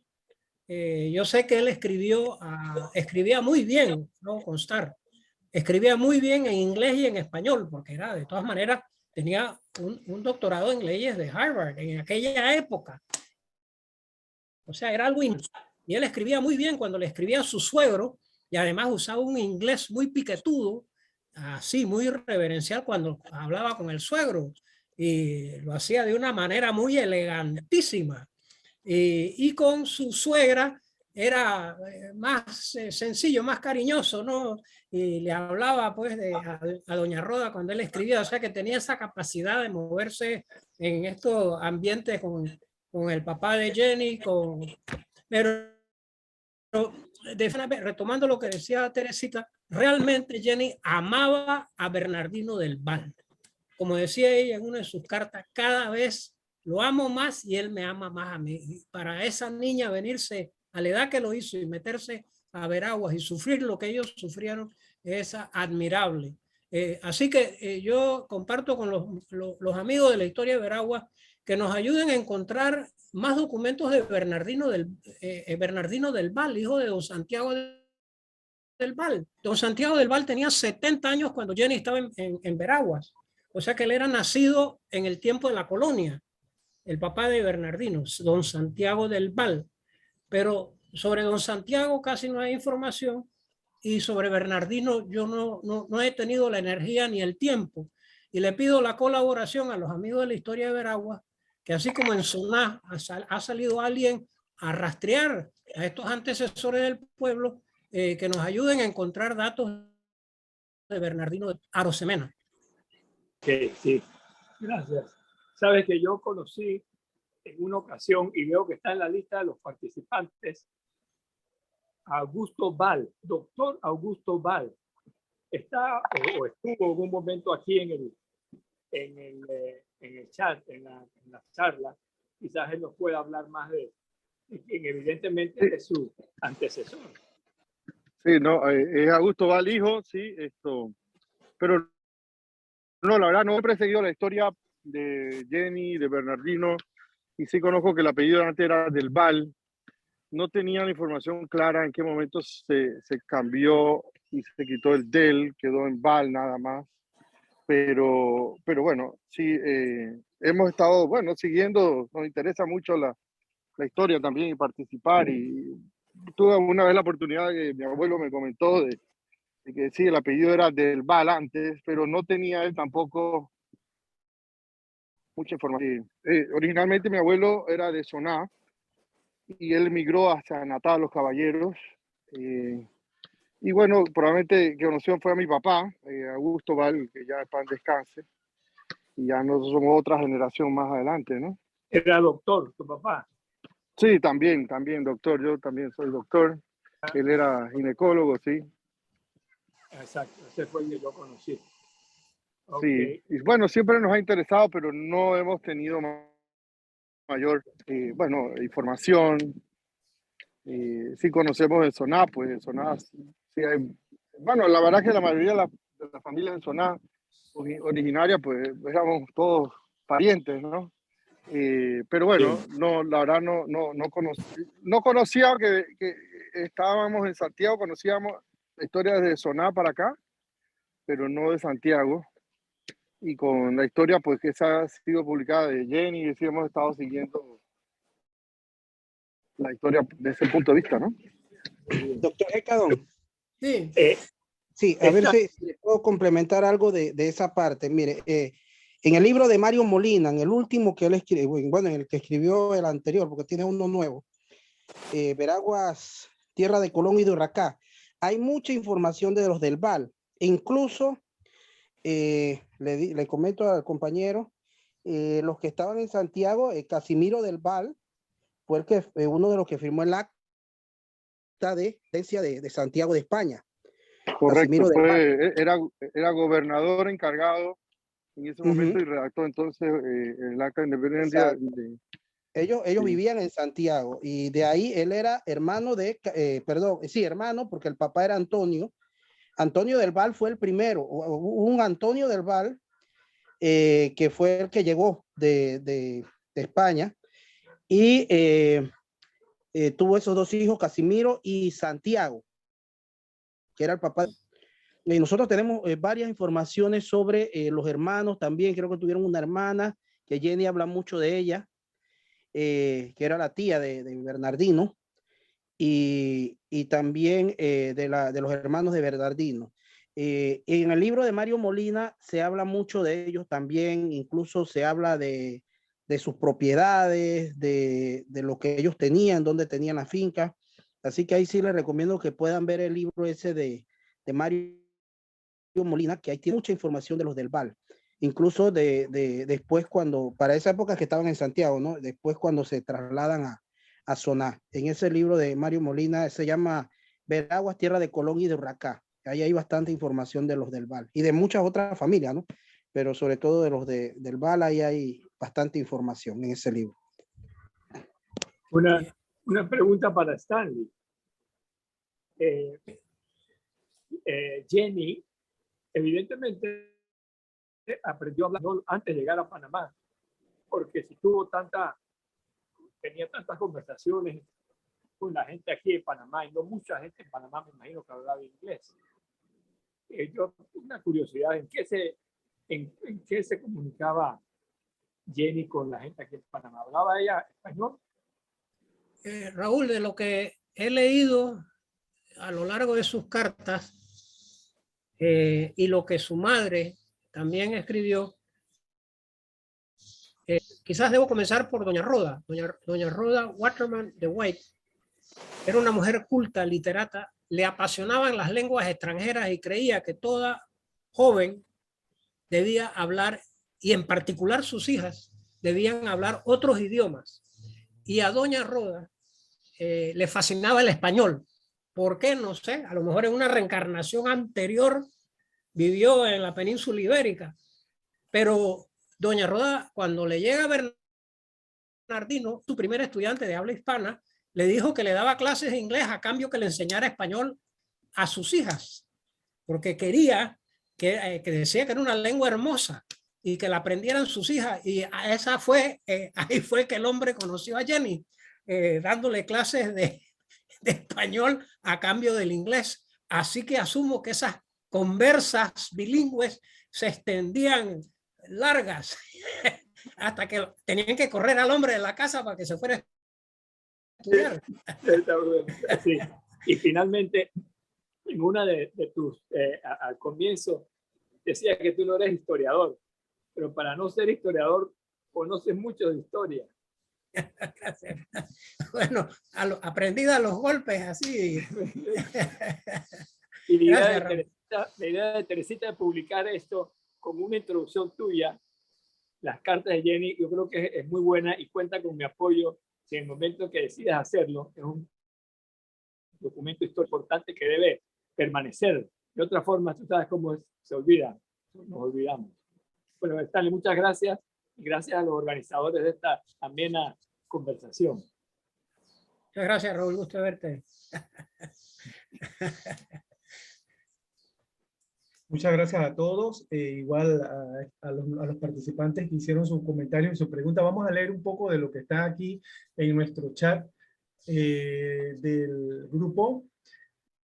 Aquí nos habla el señor Alberto Bisuetti, nos dice buenas tardes para todos, saludos cordiales desde Cabuya de Chame, en la provincia de Panamá Oeste. Interesante el tema del doctor Stanley Hecadon Moreno.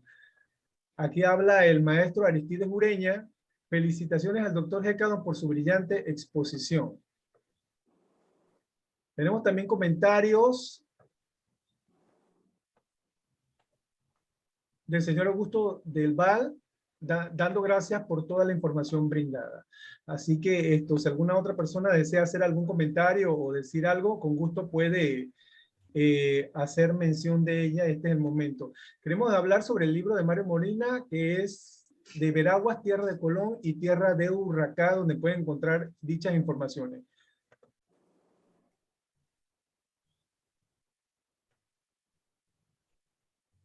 ¿Alguna otra persona desea hacer algún otro comentario? Solamente desconecte su micrófono y haga su comentario o pregunta.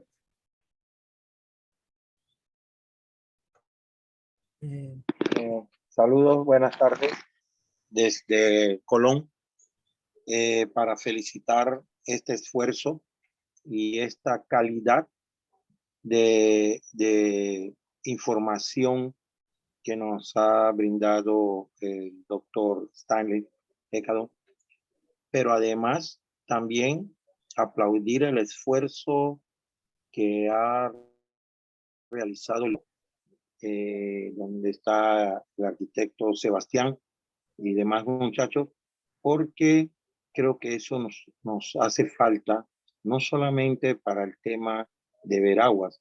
Imagínense toda la historia que no sabemos de la provincia de Chiriquí, o la historia que no conocemos o que no se ha escrito o que no se ha investigado de la provincia de Colón. Entonces, el esfuerzo es sano y muy bueno. Los felicito. Muchas gracias. Muy agradecido, don Gilberto, muy agradecido. Definitivamente, Colón requiere eso.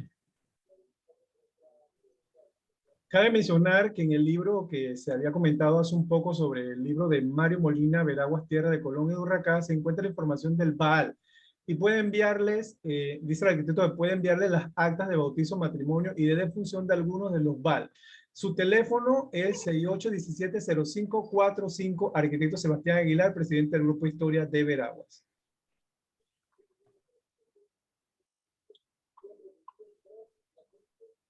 ¿Algún otro comentario?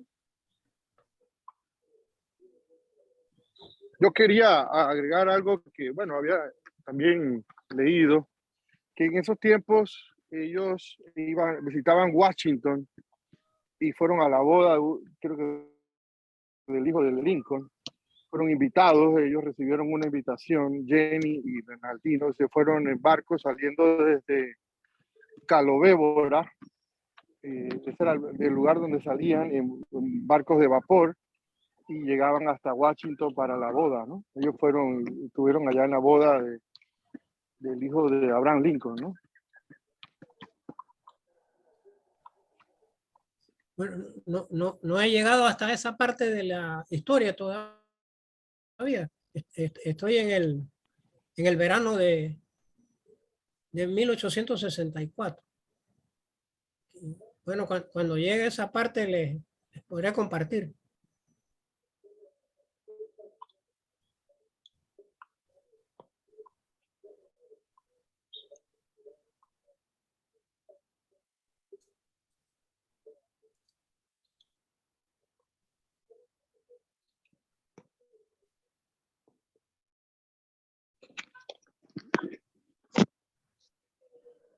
Creo que la doctora Teresita está haciendo algún comentario, pero no se le escucha el audio. Sí, que esa mención de que esta pareja hayan viajado de Santiago a Calobébora para viajar a los Estados Unidos, eso tiene que haber sido una cosa heroica, porque todavía hoy en día, no sé si por fin terminaron la carretera, pero yo he hecho ese camino de Santa Fe a Calobébora. Y se hace, una parte se puede hacer en lancha, otra en carro doble tracción, etc. Eso todo, o sea, llegar hasta Calobébora estaba muy bien. Digo, ya era una epopeya, pero llegar de Calobébora a donde se podía llegar en el Atlántico, se puede llegar al Atlántico para poder tomar un barco, eso todavía no es un chiste. Es decir, eso es increíble, son caminos intransitables. En el verano, cuando el río se seca, pues, tampoco se puede ir a través de lancha. Así que esa gente, esa pareja tiene que haber sido muy, pero muy valiente, además de haberse querido mucho. Yo no sé si me quedan 2 minutos, 3, Jairo. Puede hacer su comentario si quiere aportar algo más usted. No, es sobre Calobébora. La primera vez que fui a Calobébora fue en una avioneta de una empresa que se llamaba Aerolíneas Cantú. Bastante bien aquí en la lucha, bastante. ¿Aló?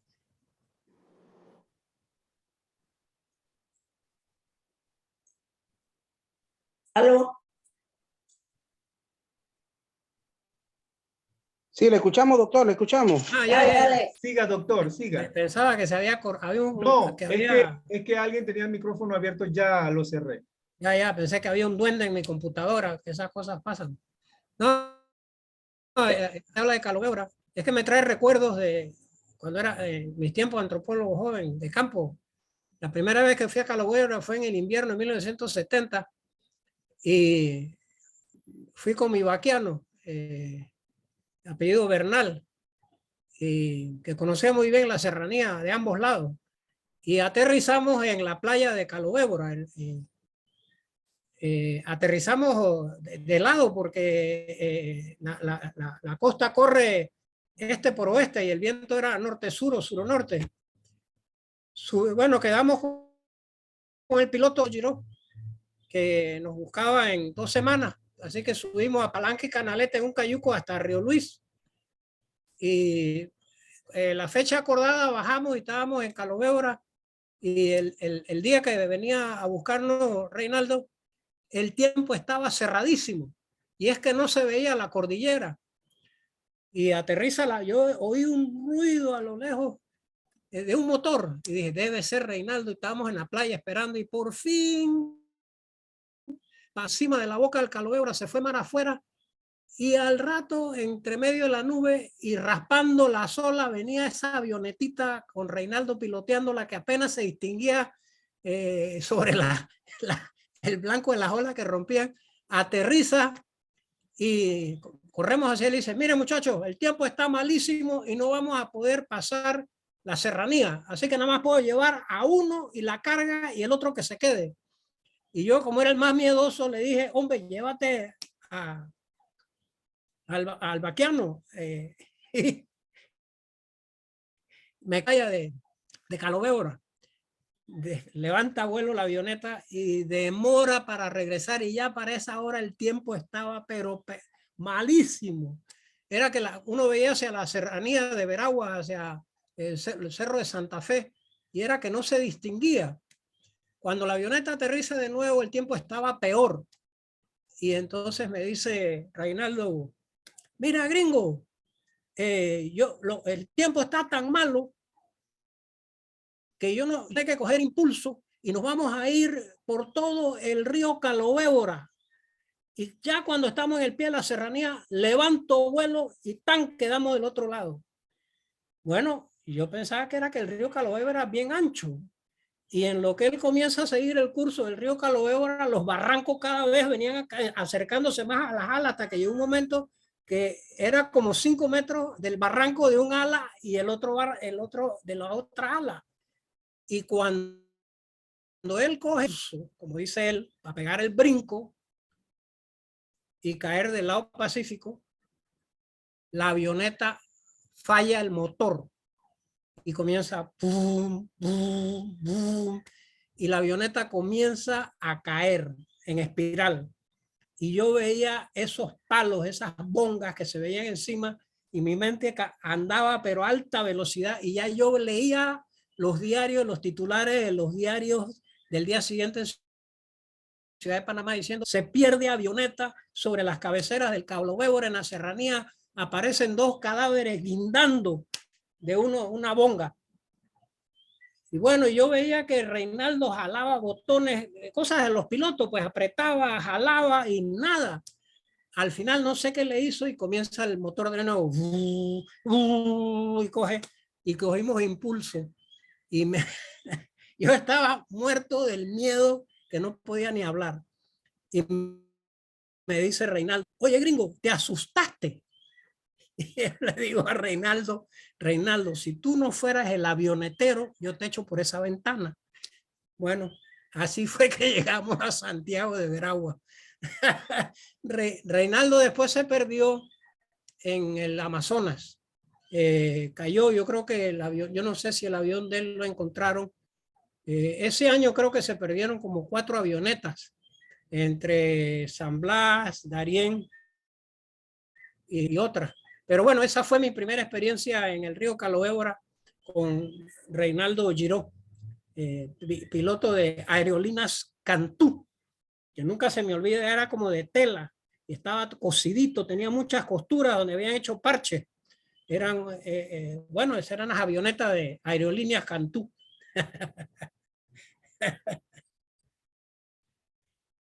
Bueno, le doy las gracias a todos. Tengo que hacer tareas. Las gracias al grupo de amigos de Veraguas, a Jairo y a arquitecto Sebastián y a todos los que nos han acompañado por estar en esta conversa. Y espero Dios mediante podamos tener otra más adelante. Y muchas gracias y de ustedes me despido. Que pasen bien. Le quiero dar gracias a todos los asistentes a esta sala y a usted de parte del Grupo Historia de Veraguas. Le damos un caluroso abrazo por estar pendiente siempre en las manifestaciones de estos temas. Así que no se pierdan el próximo miércoles o un próximo conversatorio que se va a anunciar en nuestras redes sociales. Y de igual manera le damos gracias a todas las personas que queremos darle agradecimiento al maestro Aristides Ureña, a la señora Teresita Yanis, al señor adoptivo Francisco Barría Aguilar, al señor Raúl, a la abogada Bárbara González Esturain, al profesor Víctor Jordán, al señor Dicardide Rodríguez, guía del Museo de Veraguas, Domingo Perdono, a Alberto Bisuetti, Dalila Sin, Panamá, Augusto Val, Carlos Aponte, Eduardo Serracín, Elvis Murillo, que han estado presentes en esta sala. Así que nos vemos en próximos conversatorios. Les doy las gracias a todos. Bienvenidos a nuestro grupo Historia de Veraguas. Buenas noches. Buenas noches. Muchas gracias. Gracias. Noche.